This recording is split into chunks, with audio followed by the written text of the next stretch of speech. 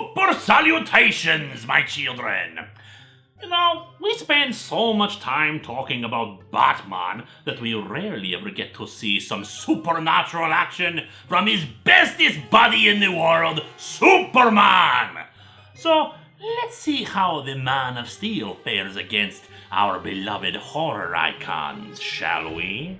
This story, The Monster Among Us, begins with Clark Kent arriving at Castle Conlin on a dark and stormy night.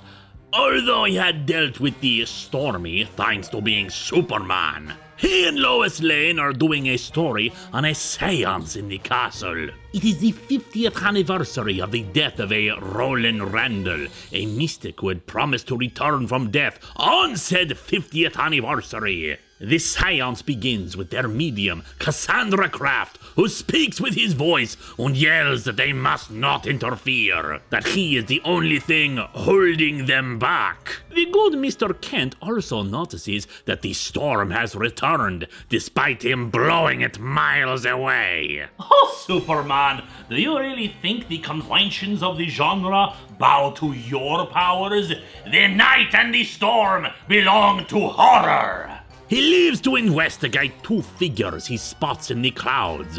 But those figures arrive at the castle itself, Dracula and Frankenstein's monster. They have come for Cassandra Kraft, but Superman arrives to deal with them. But magic is one of Superman's vulnerabilities, and both monsters of legend can roll with his punches. He is able to drive them off for the time being, but they make plans. Dracula suspects that a bite and draining of Superman's blood will grant him invincibility. And they must kill Cassandra Kraft, for she opened the gateway to the spirit world where they were imprisoned, and she can send them back. The next night, after contending with the monsters in the streets during the day, Superman once again faces off against the two creatures, setting the monster's clothes on fire to distract it, and then using a yellow balloon and his heat vision to create an artificial sun to hurt Dracula. You see, my children? Comic books are valuable educational tools that show off completely accurate science like this.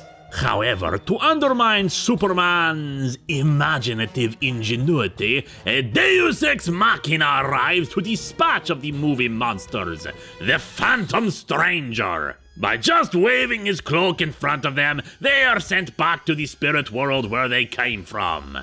The world of nightmare. And you can see how well this was foreshadowed by his, complete lack of appearance up until now. And how Cassandra Kraft played absolutely no part in removing the monsters, despite that being mentioned by Dracula. Despite those kinds of narrative hiccups, it's always good to see the cape and costume crowd take on the classics.